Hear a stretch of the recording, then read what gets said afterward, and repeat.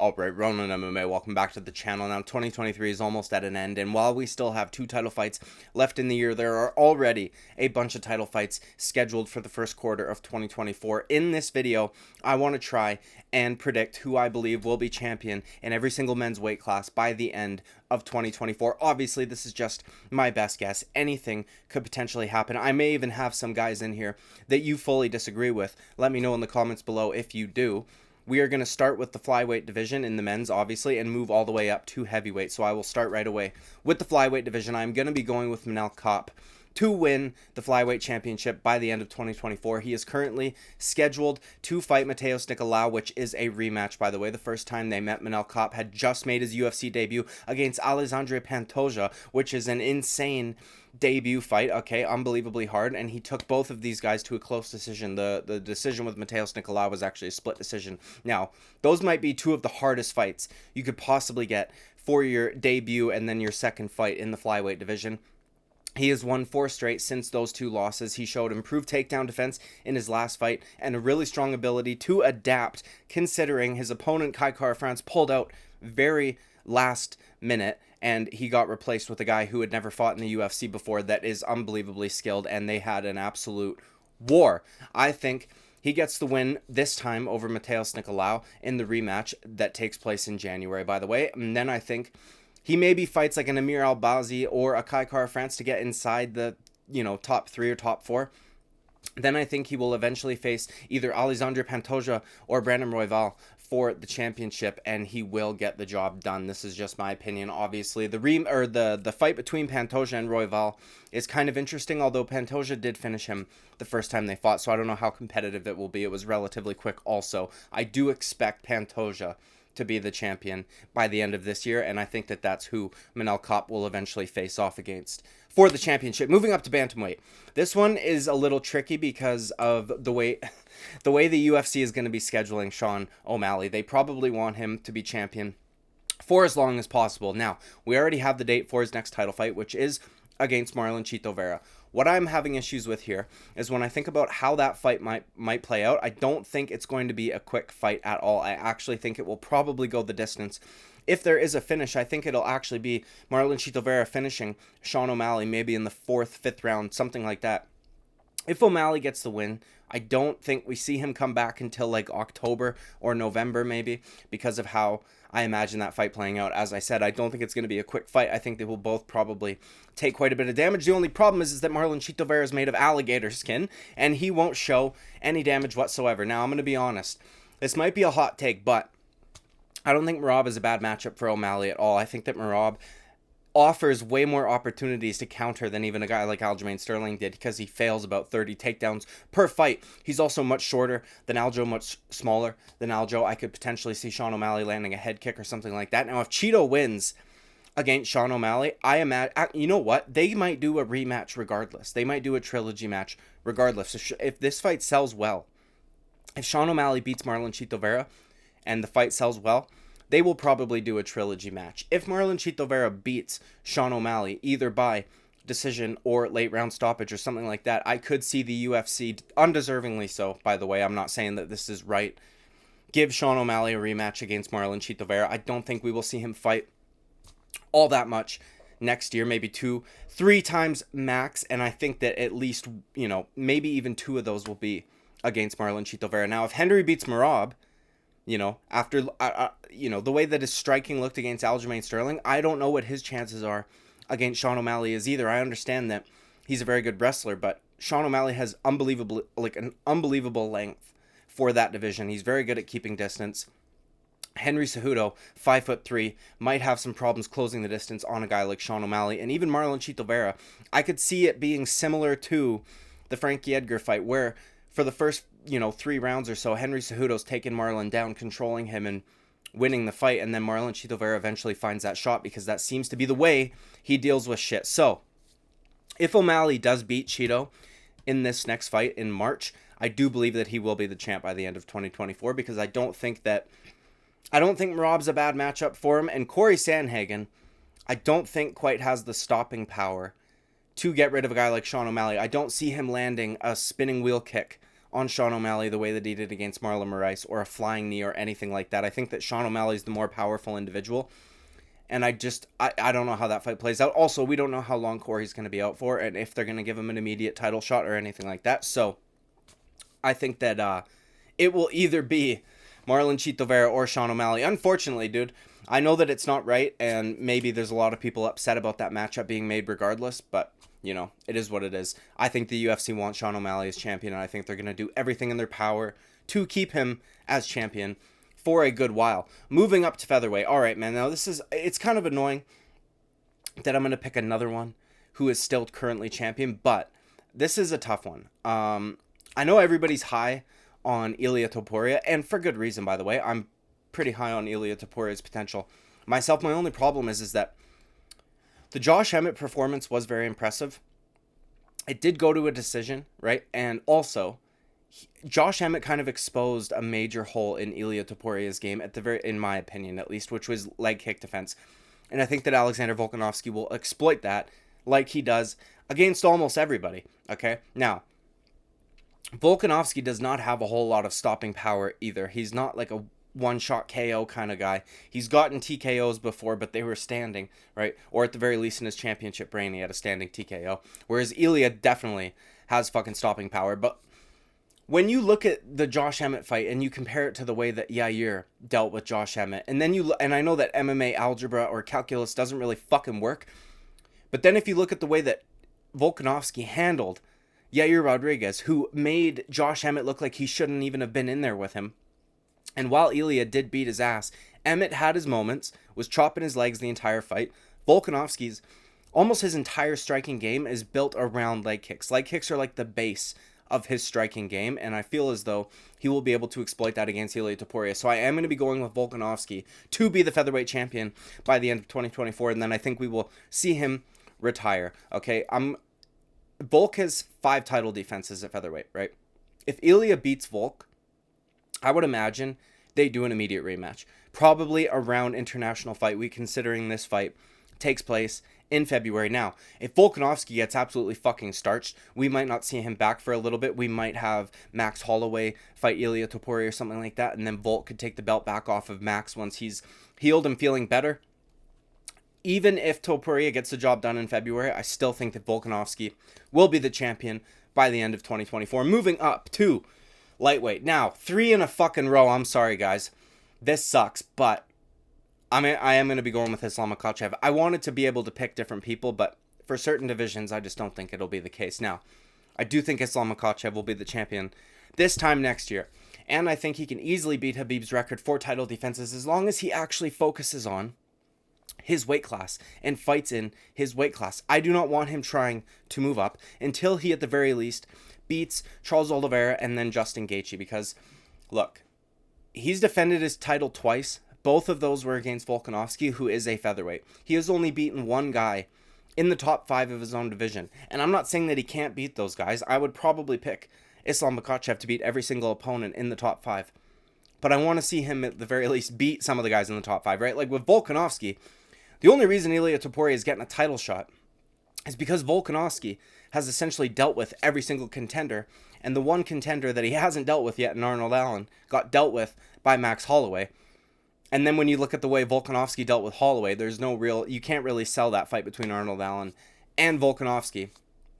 Islam Makhachev doesn't really have that kind of record. As I said, he's only defended his title twice, both of them against a featherweight. I want him to beat lightweights. I don't want him moving up. And I think that if he focuses on his own division, he could beat any of them. I do potentially see him.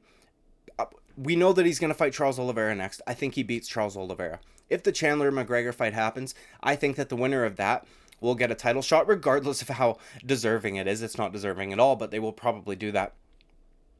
I think Islam Makhachev beats either of them, Conor or Chandler. His striking is so clean, underrated, defensively and offensively. He's very hard to hit clean. He's so much better, dude. So much better.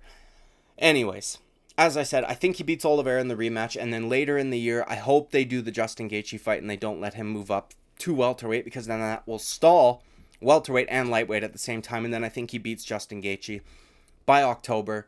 He won't fight again until 2025, and so I think he'll be champ by the end of 2024. moving up to welterweight. This division is fucking crazy, and it's part of the reason why I don't want Islam Makhachev to move up, because we need some contenders dealt with in this division. So, Leon Edwards and Colby Covington fight next month. I think that I'm leaning Leon right now. I think that he will end up beating Colby. And then I would imagine they do Bilal Muhammad versus Leon Edwards next, because whether or not you like Bilal Muhammad, I'm not a huge fan. He has earned a title shot. I also think Leon Edwards beats Bilal Muhammad.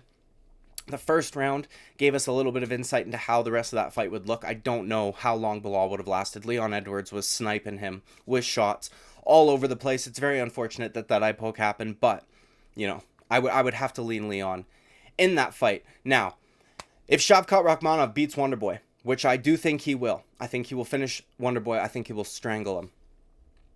If Usman moves up to middleweight permanently, they can get rid of Usman out of the welterweight ranking. Shavkat, by default, will move up and be inside the top 4.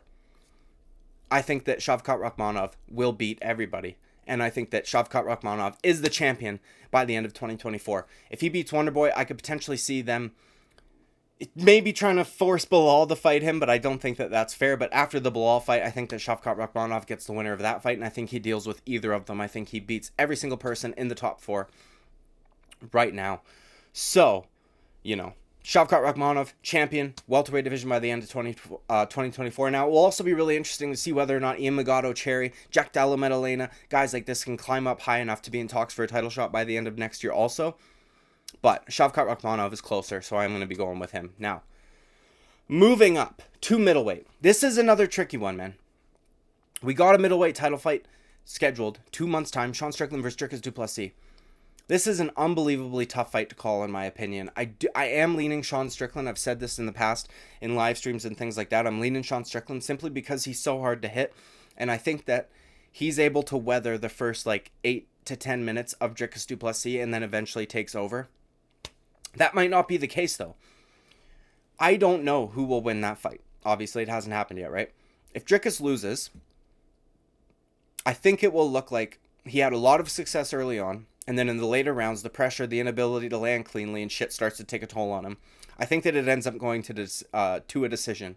Very close one, too. 48-47, something like that.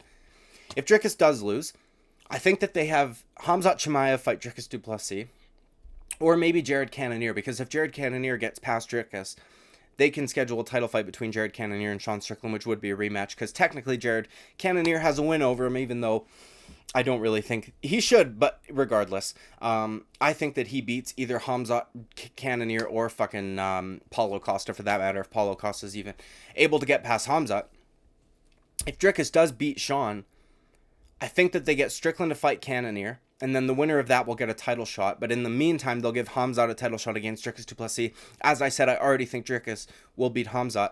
I think Strickland beats Cannonier more convincingly, right? Because I do believe he beat him the first time.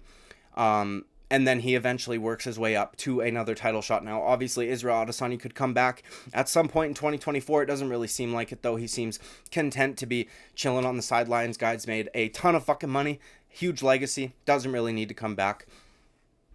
I think that we will see Dricus and Sean end up competing more than once, unless it is a very quick finish. And I think that the only way that would happen is Dricus du Plessis finishing Sean Strickland, but I don't know that he has the reach. I don't know that he has the ability. I could potentially see him using a similar game plan that he used against Robert Whittaker, right? Robert Whittaker's defense is unbelievably focused on his head. He went to the body a ton of times, switched to southpaw, hit him with that jab that Cannonier hurt him with, that Israel Adesanya hurt him with, a bunch of guys, Yoel Romero. Every single southpaw he's faced was able to hurt him with that southpaw jab.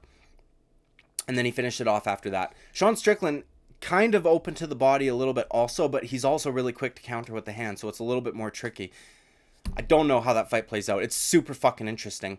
Regardless, I think Dricus du Plessis will be champ by the end of 2024. Even if he loses this fight to Sean Strickland, I think he's able to get a big enough win after the fact to get another crack at the title, and whoever is champion at that time, I think he will get the job done. I potentially see a trilogy between Sean Strickland and Dricus du Plessis, depending how that fight turns out in January. Moving up, I almost said moving up the card, but we're just moving up weight classes to light heavyweight. Okay, this is a tricky one too, because we don't know I don't know when Jamal Hill will be back, right? But we know that Jamal and Alex Pereira are next. I would imagine it's probably around July, like International Fight Week, something like that. So there's a few things to focus on, okay? They could match up Yuri Prochazka with someone like Anthony Smith, which is the fight that I want, okay? To get him a win and back in the convo for a title shot. Jan Blachowicz, I think, if he beats Alexander Rakic, also has a potential claim for a title shot because his and Alex Pereira's fight was so close. I think we will only see the light heavyweight title fought for like twice or 2 times next year, which is kind of unfortunate, but I think it'll be Pereira and Hill. One more after that. Depending on how that fight goes, we might even see a rematch because I do feel like Alex Pereira has become quite the star, and that was his first, not his first main event, but I don't know. It was a big deal. The Madison Square Garden card, whatever the fuck, you know what I mean, dude. All right, I potentially see them if Yuri Prochazka is able to get a win over a guy like Anthony Smith or somebody along those lines. I could potentially see them doing Jamal versus Yuri Prochazka if Jamal Hill gets past Alex Pereira. If Pereira wins, it could either be against Blachowicz or, again, the winner of Ankalaev. Walker's in play, too. This is a crazy fucking division. I am going to go with Jamal Hill, though. I think he has a way better chin than Yuri. He's way better defensively speaking. He's a southpaw, which will be different for Alex Pereira because the outside calf kick's not there. Jamal Hill's right hook, counter right hook, is fucking nasty. His check right hook, it's beautiful. He has some of the best takedown defense, right? In the Glover Teixeira fight, he showed us that he's very, very, very hard to take down. His head kicks from southpaw are beautiful. He does a lot of tricky shit that I don't think a lot of people realize. And if you watch his fights in like slow motion and you see when he switches stances, why he switches, all this shit. Very fucking tricky, okay? I could potentially see him actually knocking out Alex Pereira.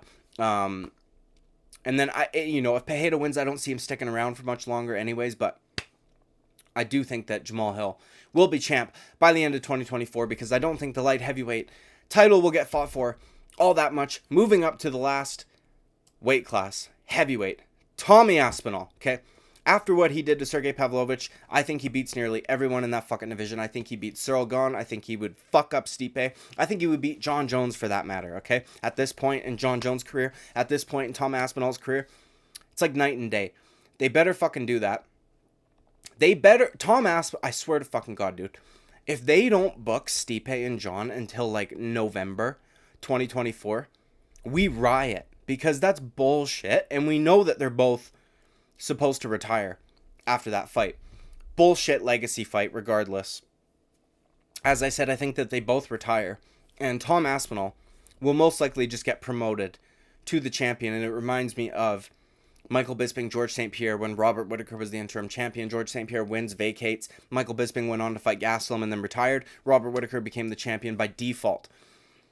I don't like it, but that's probably what will happen to Tom Aspinall. They better not make him fucking defend his interim title because that would be absolute bullshit.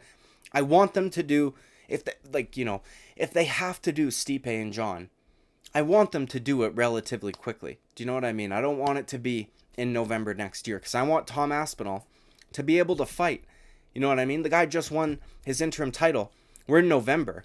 I don't think the guy wants to wait all the way till next fucking November to fight for the real title, which is what I could potentially see happening. But regardless, he will be the champ by 2024, by the end of 2024. I mean, he's already the interim champ, so it's not that crazy of a prediction. But after watching that fight, dude, UFC 295, he is so good everywhere. He's good at range, right? He clipped Sergey. I watched it back. Initially, I thought it was a counter shot that he first hurt him with, but it wasn't. Tom Aspinall went first, cracked him with the right hand. Sergey came back, tried to throw again. Then Tom Aspinall countered him again.